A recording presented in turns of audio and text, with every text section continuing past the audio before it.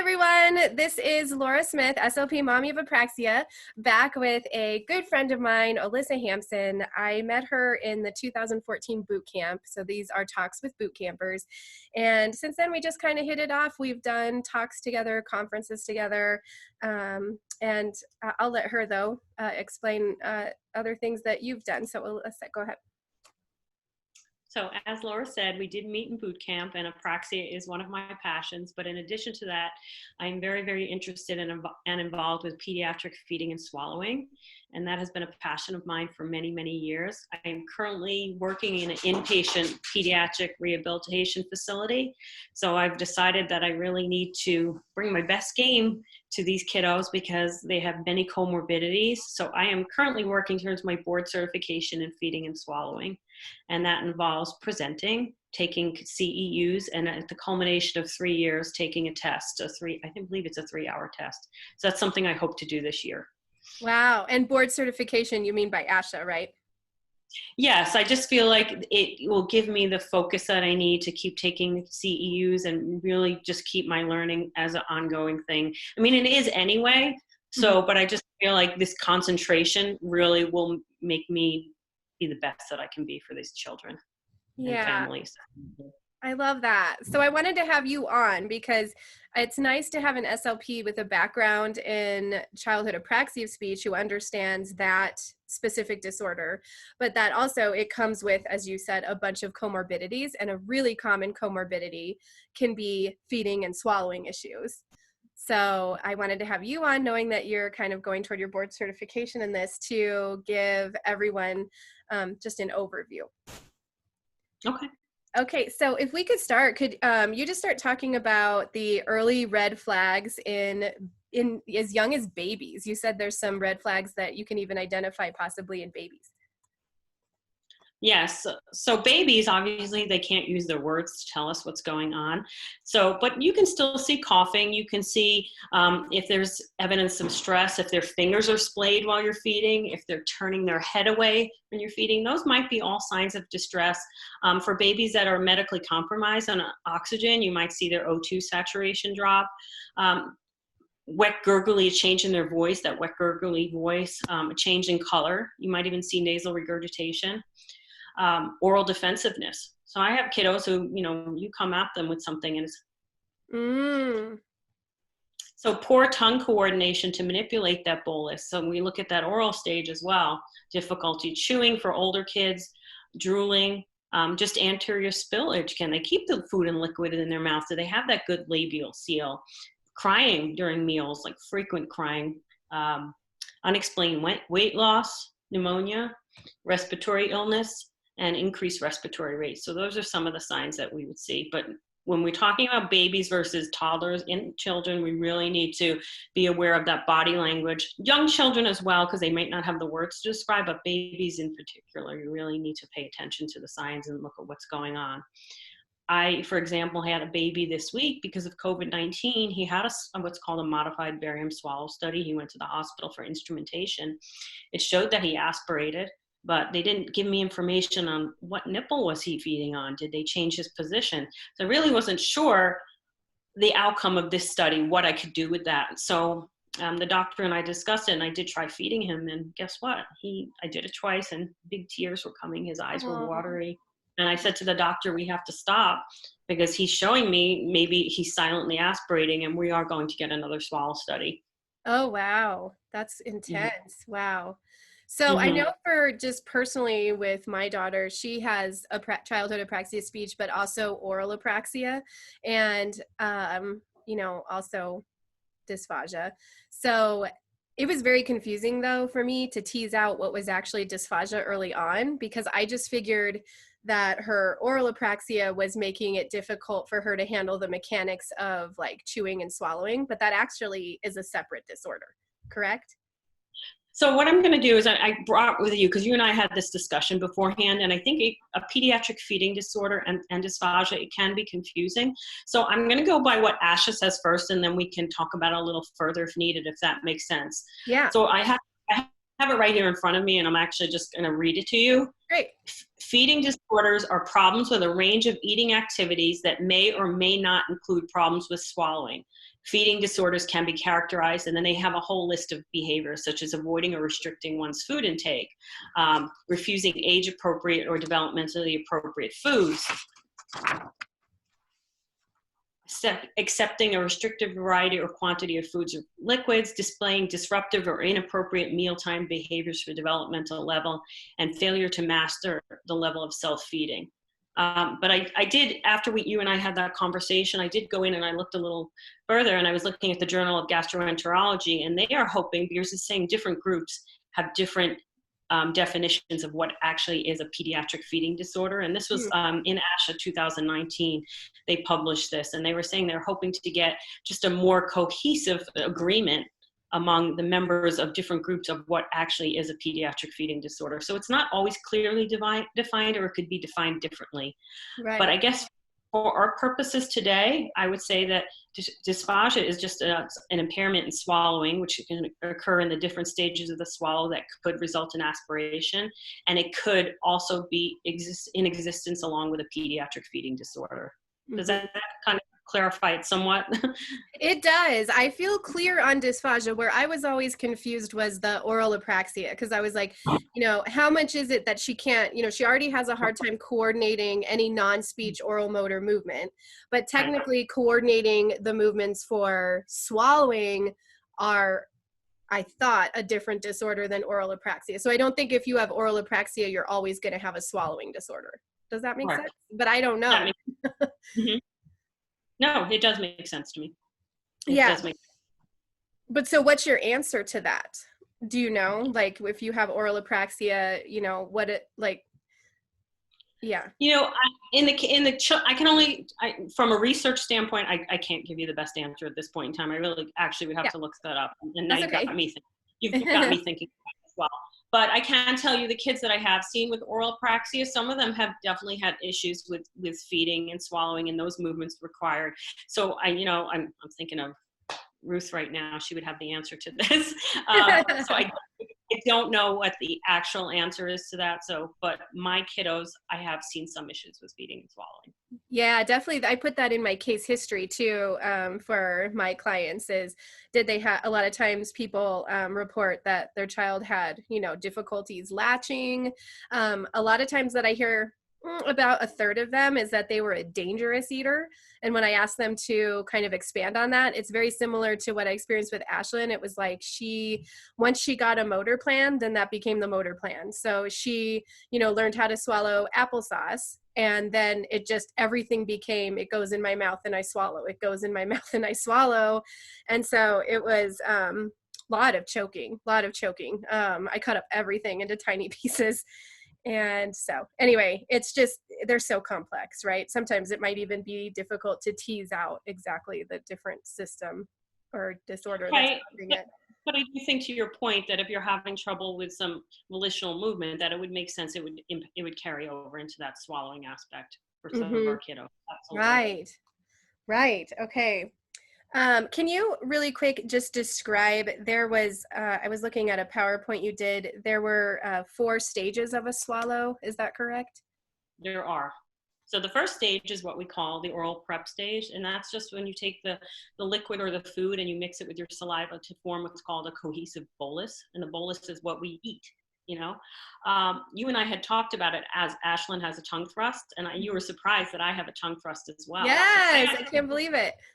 Yeah, so I have oral prep dysphagia because what I do, if I'm not careful, and it was never picked up by my orthodontist years and years ago, when I eat, and if anybody watching right now, you can swallow a dry swallow or take a liquid, and if your tongue is going forward, well, guess what? You have a tongue thrust. Yeah. And that's what I have. So I have been conscious and really working hard to make sure that I swallow correctly. So that's the first stage of the swallow. The second stage is the oral manipulation phase, and that's when the bolus goes from the anterior portion of your mouth to the posterior portion. And just to give you an idea, with an infant, that phase actually takes less than a second with an infant who doesn't have swallowing problems. Wow. Yeah. And then the next stage is called the pharyngeal phase, and that's where that's a voluntary part. It starts, the vocal folds close, and that prevents food and liquid from entering the airway, which is what we don't want to happen. Then aspiration, the larynx rises, the epiglottis goes forward, and it protects our airway. So when I'm working with parents, I actually have a picture of this, a view of what's going on in here, so they can see all the parts, because I frequently get, there's nothing wrong. The food goes in his mouth. He's eating. And I'm like, Yeah. how do you know what happened after it went in his mouth? You don't know. Just like I don't know certain things. There are indicators, clinical signs that we can look at, but we don't know.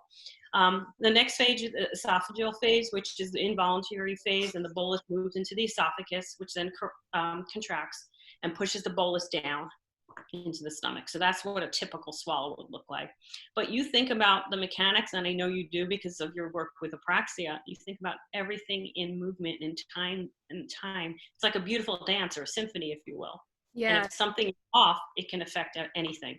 It's so true. And just speech, even just how precise and how quick it is, especially when you have kids with motor planning disorders, you get a big appreciation for how incredible those systems of the body really are when you see it disordered.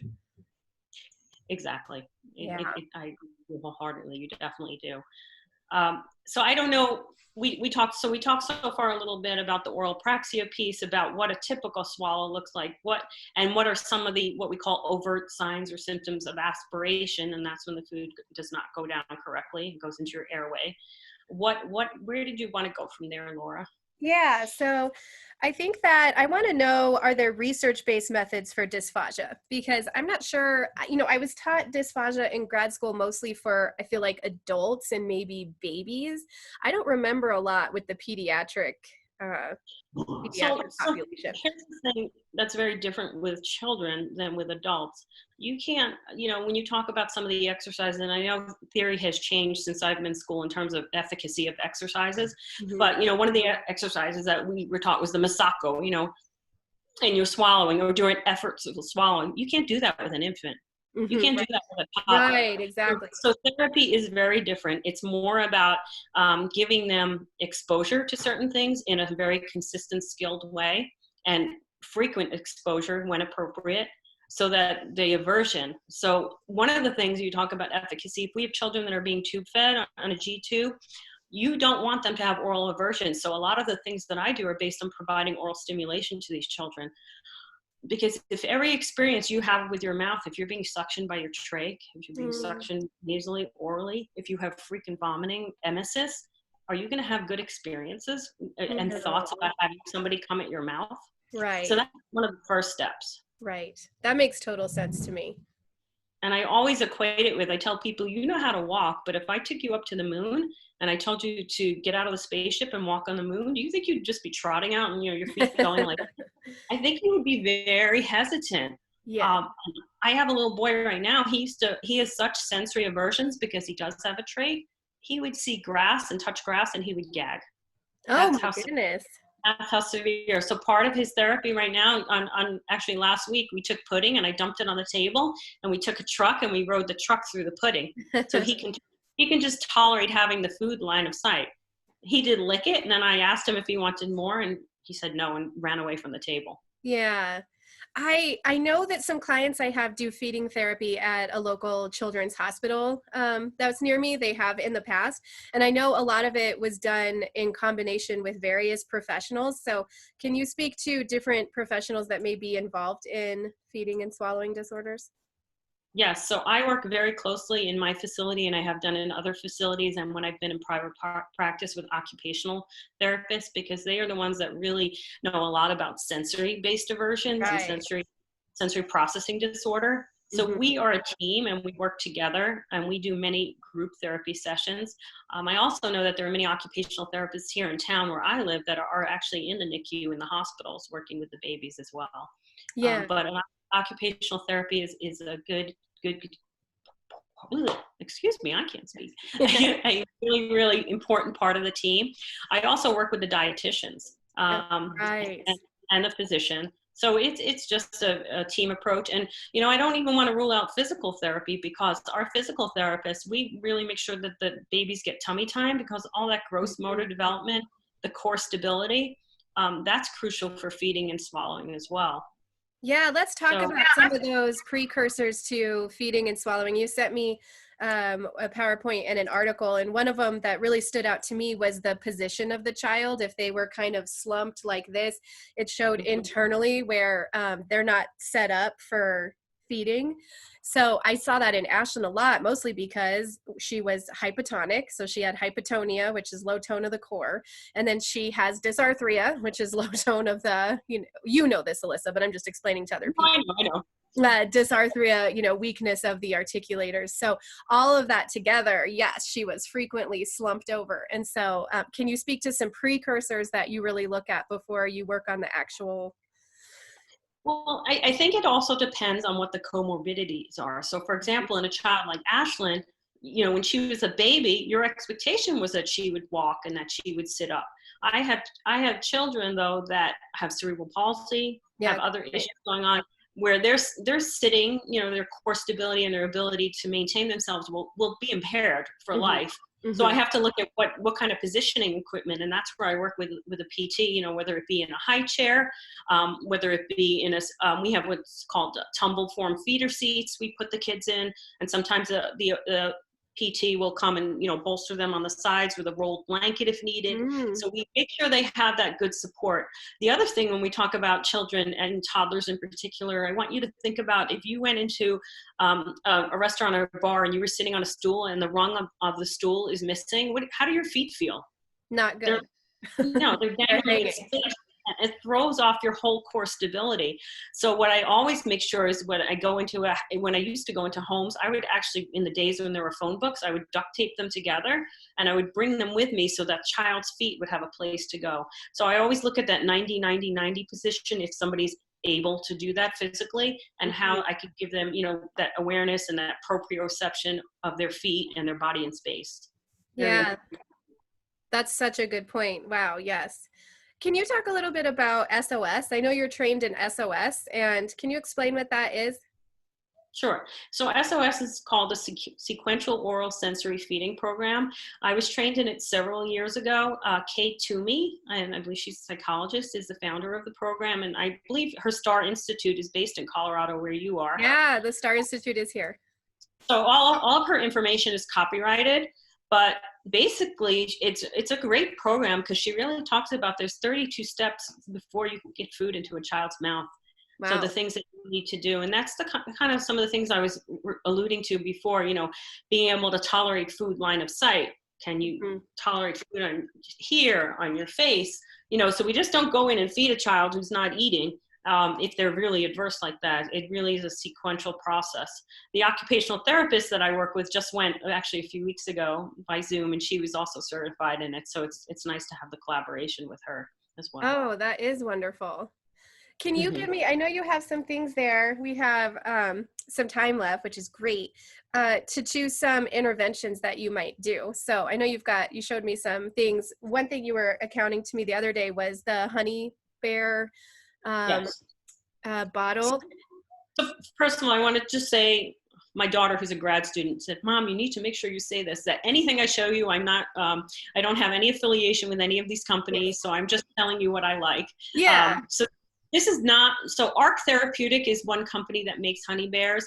This is a different company. So I don't have the straw in it, but it does have a silicone straw. So I have had children who were born with drug addiction, who I could never get a good suck, swallow, breathe. And they started getting close to a year, and I would try different cups, and I just didn't have a lot of luck. But with this, I can squeeze it and get the liquid into the mouth. It helps with lip rounding, which is great. So one little girl that was using this, and she's now 2, I actually graduated her to this now. She can now suck by herself. That's and again, this is a Dr. Brown's one, but it could be any brand that they're able to suck. So she's able to get her lips around this and do this independently. This is a child who never drank from a bottle ever. Wow. And that was an eye-opener to me as a feeding and swallowing clinician, because I thought my job was to get them to the bottle, to the cup. And then I realized, there are many different comorbidities that may impact that. So these are Totally. just tools. I also use some Dr. Brown's bottles, but another bottle that has been really helpful to me is, it used to be called the Haberman. It's now the Medela Special Needs Feeder. But Oh, this, you can see wow. the, yeah, the teat is long, so I can express the liquid into here. But you can't see on the screen, but there's 3 lines, and it will help me to know. I line it up with the baby's nose, and then it tells me what rate I'm going at, slow, medium, or fast. Oh, So wow. this is, well, I've used this with some cleft palate babies. So I don't sit here and tell you that one bottle is better than another. I say Right. it's specific to the child, and you Yep. just have to know what's out there and try different things that Yeah. will work for that child. I Developmentally, when should a child be able to drink out of a straw? I've had kids do it really 9 months. Yeah. I remember specifically this one time with Ashlyn. She was 18 months and we were at a 1-year-old's birthday party, and the mom brought out Capri Suns, which everyone knows Capri Suns have tiny, tiny straws. And the little 1-year-old was not having an issue drinking this Capri Sun, and my daughter couldn't even do a cup like you just described, that red one. Like there was no way. So I just remember thinking, oh my gosh, like things I just didn't know or weren't taught. I didn't even know when kids can drink out of a straw. So there are children that can drink from a cup at 6 to 7 months, and I've done that with some of the children who've been unsuccessful with the bottle drinking. One of the cups that you can use is called a nosy cup. So it has a cutout for your nose, so you don't have to move your head. And you as a clinician, you can hold it like this, and that cutout is right there, and you can see how they're doing with it. Yeah, So I that's saw another. a picture of that. That's cool. This is called a maroon spoon. They come in 2 sizes. So this one has a larger bowl. I use this for my older kids, but with the younger kids, I use the smaller ones. Now, the reason I like the maroon spoons is because they have a shallow bowl. So if you're working on lip closure, or if you're feeding somebody, for example, with cerebral palsy, it's easier to get the bolus off the spoon. So I use it a lot of feeding. That is so cool. There were multiple problems with Ashlyn learning how to spoon feed. One was she also has dyspraxia. So dyspraxia is motor incoordination of the limbs. And so she would frequently take it and turn it upside down. I remember having to like really work on just for keeping it straight. But then yes, the other problem, it would have been nice to have one of those spoons, because another problem is, I mean, it was just all over by the time it got to her mouth even. So that at least provides like a little bowl that's more stable. And then, yeah, so it was just so many things impaired. So yeah, and so to that point, I also want to show you, this is called a Z-Vibe, and it comes with different attachments. So I have one little girl who keeps putting the food under her tongue. So I would go in with this, and it vibrates, and she loves it. It's how I got her to swallow applesauce, as you were talking about. So I turn it on, and it kind of just gives her that sensory input that she needs. Now, not every child needs that sensory input, so you have to know your kiddo. Those kids are hyposensitive and are stuffing their mouth. Yeah. The kids are, they don't have that awareness of how much food is in their mouth, or they're hypersensitive and very, very restricted on what they take in. But I use these, it actually comes with many different attachments, and it gives you a description of what they're used for. I use this one before feeding some of my babies. I give them oral stimulation that I was talking to you about, so they're not adverse at something. And, for the ones that like it, I brush inside their mouth and their lips and their gums and their cheeks, and then I start with food or liquid. But for some of them, I just can't start with that food or liquid. They will turn away. Yeah. And I think you mentioned before that you might be using these tools, but your goal is to always get rid of them as soon as you can. Is that an accurate statement? Yes, I just want to give them the input that they need. And as you and I had discussed, children will chew on a chewy chew because it doesn't change. Food changes in your mouth. So from the SOS program, we might use what's called a hard munchable too, and transition to that as quick as possible. That could be a carrot. Carrot's not going to change. They can bite on it, unless they really bite down. But these kids are not biting down the way that you and I would. So that is something, yes, I do try to transition to that. But some of these tools are needed. I mean, this isn't called an easy spoon. So I do this with babies trying to get their first taste. It's very flat. Yeah. So we just dip it in the puree, and they can get lip closure on it. And it's kind of not non-threatening. And it's just, for babies that are accepting it, it's a good way to work on lip closure. So yes, my goal is not to be using tools but they do have a place. Yes. Like for chewing, I have kids who need to chew on those, and then we transition with the food. You know, we use both. We go back and forth. So it just depends on the child, but they are really needed at times. Yes. So just to clarify to everyone, this talk is specifically for feeding and swallowing, and there's a lot of confusion with parents and professionals whether to use tools like we're talking about, like chewy tubes and things like that. For apraxia, as Alyssa knows too, they're absolutely not indicated. If you're working on speech or apraxia, there is no need to use tools. If you want to work on speech, work on speech. However, this is a totally separate category. It could be a comorbidity to apraxia, but it's important to recognize this is a completely different category of speech and language, one of the things that speech language pathologists do. And so that's what you're speaking to. Exactly. Yes. I'm not talking about speech at all. We're talking just about feeding, swallowing, chewing, the ability to manipulate that bolus for an effective, safe swallow. Yes, right. Absolutely. Perfect. Okay, let me see if I have any other questions for you. I guess my last question would be, you said that there's sensory-based aversions to food. Are there any other reasons a child would have an aversion to food? Yes, there can be a motor-based aversion. So you think of somebody like with cerebral palsy, or not even aversion, a motor-based feeding problem, I should say. Okay. A sensory-based feeding problem, a structurally based feeding problem. So somebody with a cleft palate, or kids with many children who have some feeding issues have reflux. So that is one. So reflux or any other medical reason that might be affecting the swallowing or even the interest in food, you want to get that ruled out. You want to make sure there's no food allergies, things like that. And then we have what's called experientially based feeding disorder. So it's really, the umbrella is that it's the choices a child makes, but it could be based on a motor-based, a sensory-based. There could be an underlying reason that got them to that point. Right. I have a child that I see right now who had a severe, tongue tie, and it was not identified till later on. So he was very restricted in his food, and now his choices are restricted, even though he has the motor ability to eat. But his experiences shaped how he sees and perceives food. Boy, listening to you talk, if I'm just a parent, I'm going to be like, where do I even start? Where do I go? Who do I call? So the first thing that I do want to say to parents, number one, I can completely understand it's a very stressful thing. As caregivers, the one thing we want to do is be able to feed our children and see them eat well. But if it's a constant stressful situation, the child does pick upon it. So I think the first step is to find a speech language pathologist that is knowledgeable in feeding and swallowing disorders, get an evaluation and work with that clinician, but also know that you are part of the team.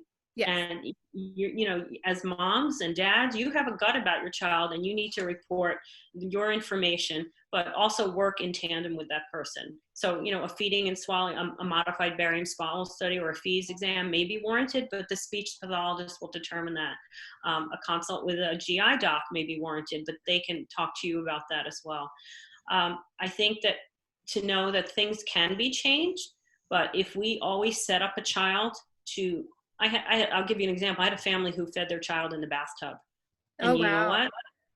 As parents, they were so stressed this child would not eat.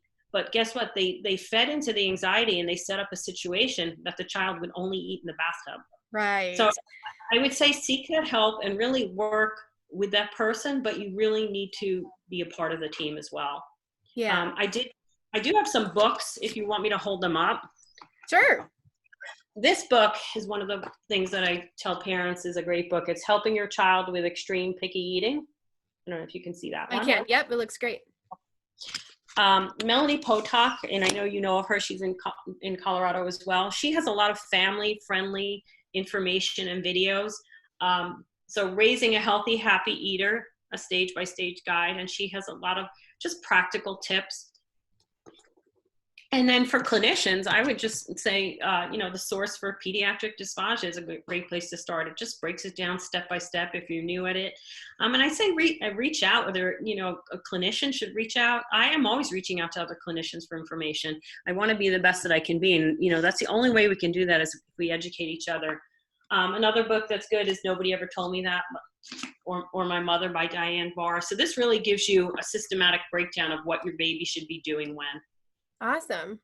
That's awesome. Thank you. Mm-hmm. So Okay. I hope that information was helpful. I could go on and on a lot about this, but I hope that was some of what you were looking for today. Yeah, it is. And we'll see the comments that I get, or if anyone has any questions. I've been open to doing part twos with people based on, you know, what information people kind of want to know. So I really appreciate you coming on and doing this. So no, it was a lot of fun. I appreciate you asking me, and yeah, I would definitely be willing to collaborate again. All right. Well, thank you, everyone. Please, as I mentioned, if you do have any questions, leave them to me in the comments. Feel free to direct message me, and I'm happy to answer you or get you in touch with Alyssa, who I'm sure would be happy to answer you as well. Absolutely. All right. Thanks, Alyssa. Bye, Thanks. everyone.